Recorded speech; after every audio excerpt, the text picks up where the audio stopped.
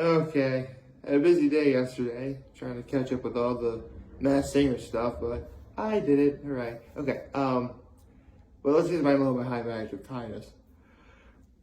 Um, Honestly, I would say that my low is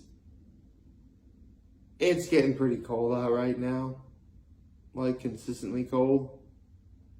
Like I'm not kidding. Like yesterday, as soon as I was inside anywhere, I needed to get like a blanket or something. It was like freezing. It's probably freezing cold out there too. And also, I actually got myself some soda yesterday from Walgreens, and I left it out in my car last night.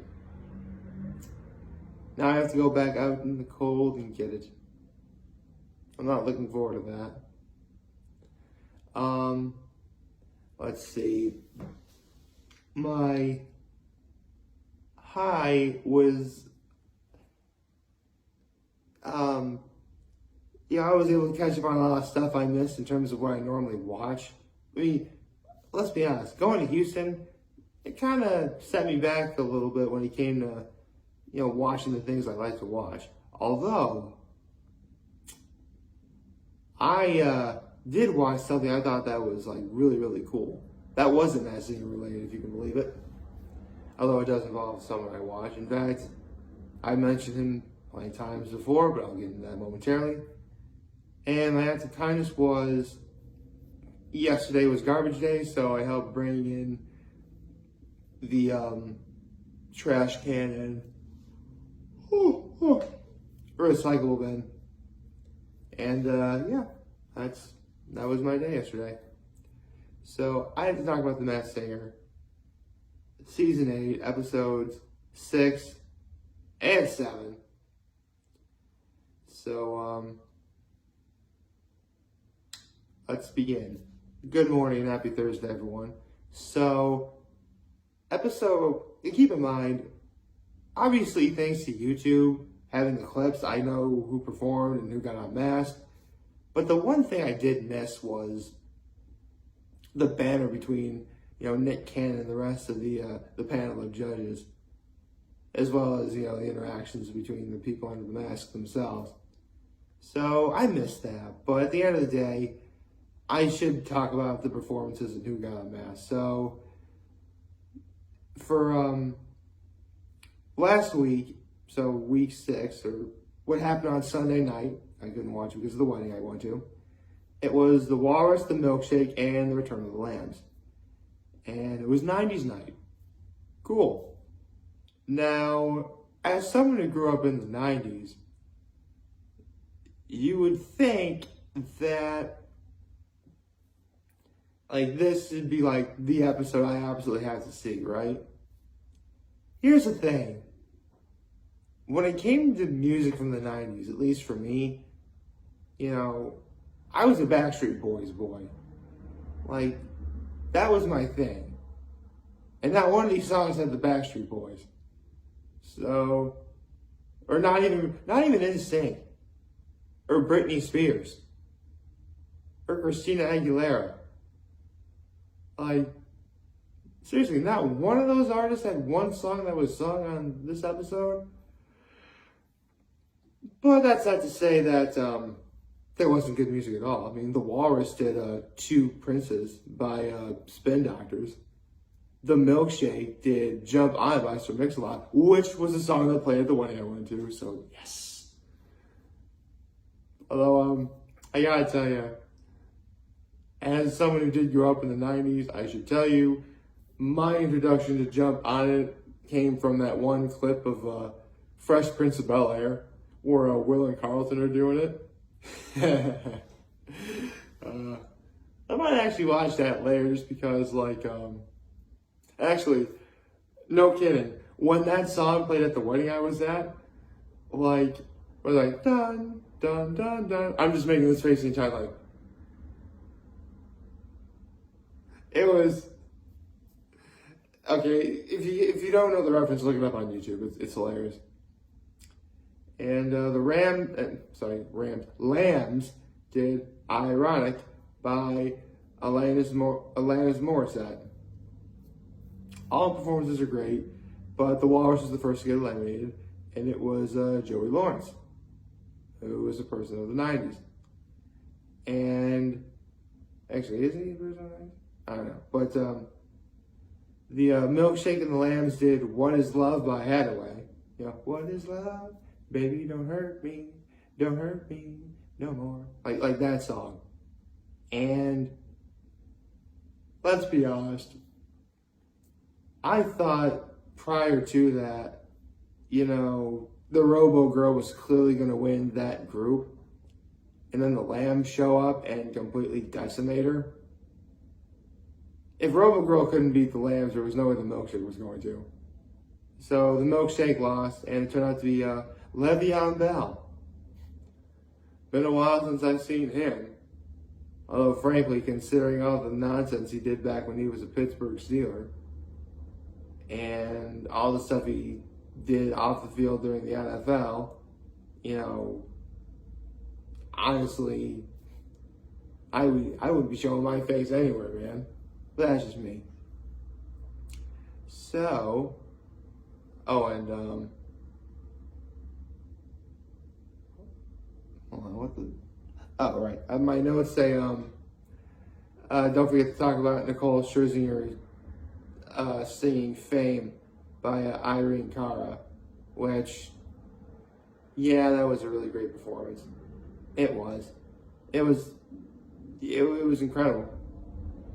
I don't know what to say other than, yeah, that was a great episode. But now let's talk about last night's episode, because that was something awesome. Because it was Hall of Fame night. Every person who performed this past episode is a quote-unquote greatest of all time, or GOAT, in their own right. And I think this is probably the first time, at least to my knowledge, where everybody who performed was a guy. Although the bride threw everyone off, because the bride is essentially a dragon dressed in a bride's dress. And the way that the voice was disguised, it sounded as if it was a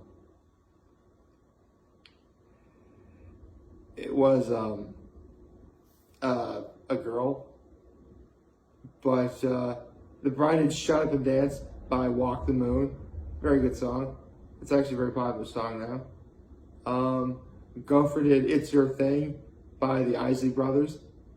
And the Venus Flytrap did Get Ready by the Temptations. All the performances were great, but the Venus Flytrap was the first to get eliminated, and it was George Foreman, which, I mean, two-time heavyweight champion of the world, Olympic gold medalist.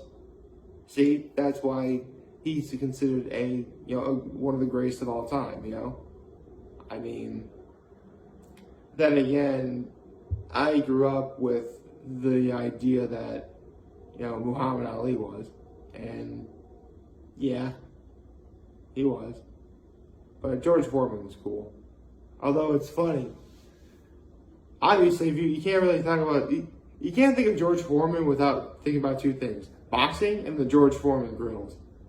And I'm actually watching it with my mom last night. And we actually did have a George Foreman grill a while back, but for whatever reason, we got rid of it. We actually have another one. She actually has another one in her basement downstairs. The basement is downstairs. Duh. But the point is, like, they have another one. They haven't even opened it yet.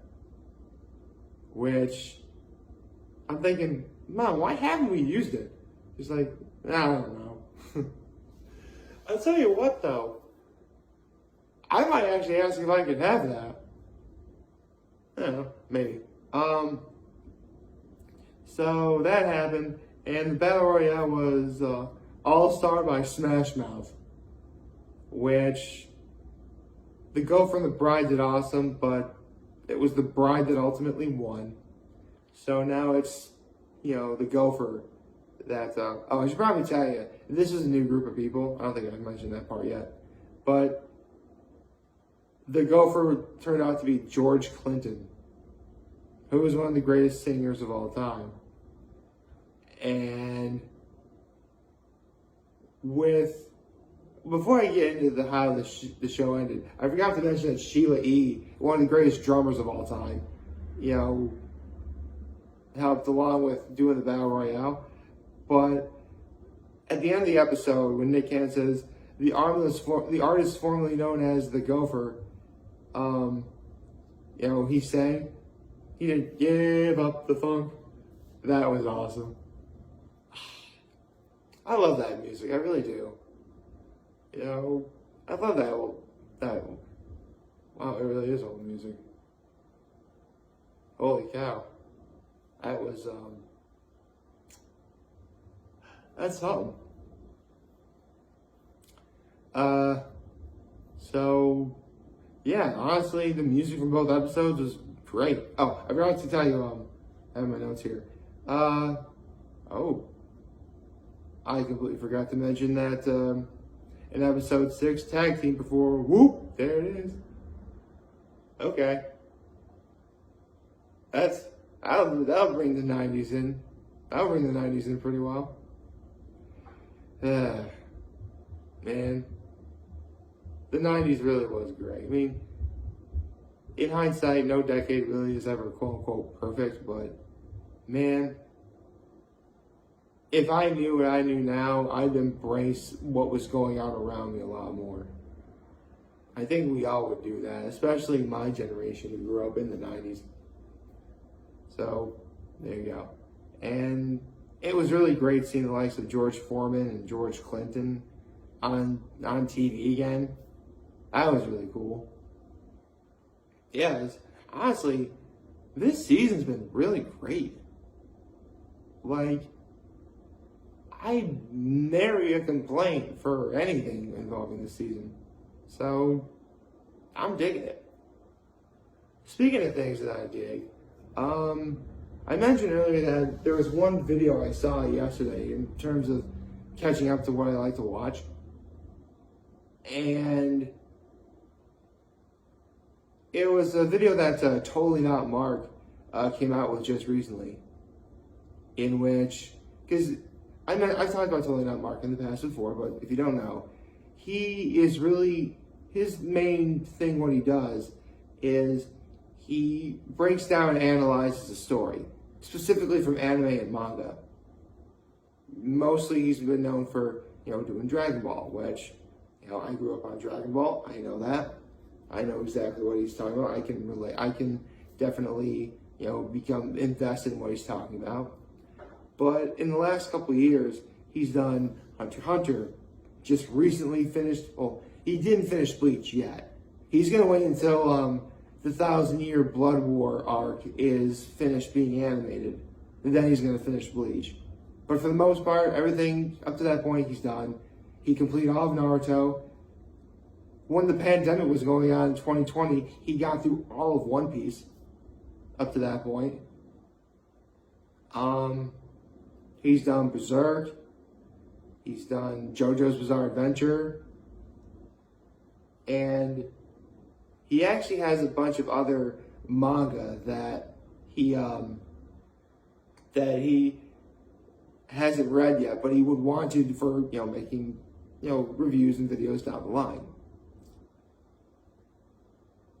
He has altogether, if I remember correctly, what the count was, 942 books or volumes altogether, with a collection that adds up to around $10,000. Wow. That's something. I mean, I couldn't even imagine spending 10 grand on anything really that wasn't, say, putting a down payment on a house or something, or a car. But $10,000 in manga? I mean, I know your name is totally not Mark, but that is totally awesome. Okay? Like, that is super cool. And he's probably, totally not Mark who's ever going to watch this, but if you do, big fan of your work, love what you do. I'm glad that things worked out, because remember a year ago he was under a lot of controversy, copyright stuff or whatever, and it was really bad. So I'm glad that it appears you've got out of there okay. That's good, right?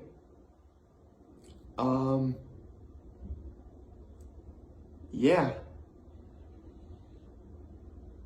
I should probably, at the end of the day, maybe I should. I already read manga online as it is, specifically One Piece on Viz for weekly shonen manga.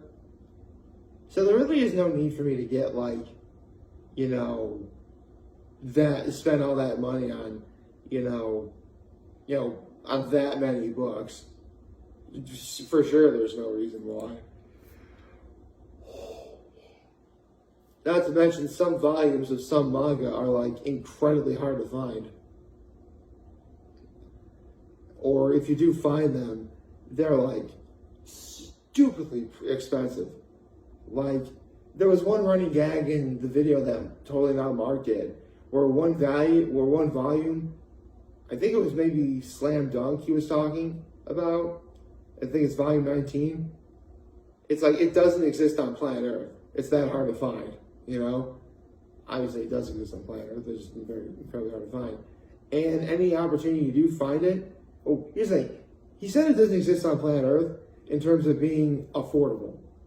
Because the running gag was there'd be dread music playing, and the price for the volume was $700. What? $700 for a book? No. Seriously, I think that might actually be more expensive than getting the entirety of the Harry Potter collection. I think it is. Someone let me know, would all 7 Harry Potter books be less than $700? They should be. I don't see why I guess if they're brand new, remastered, first time limited editions, maybe, but I don't think they do that with books. So, yeah.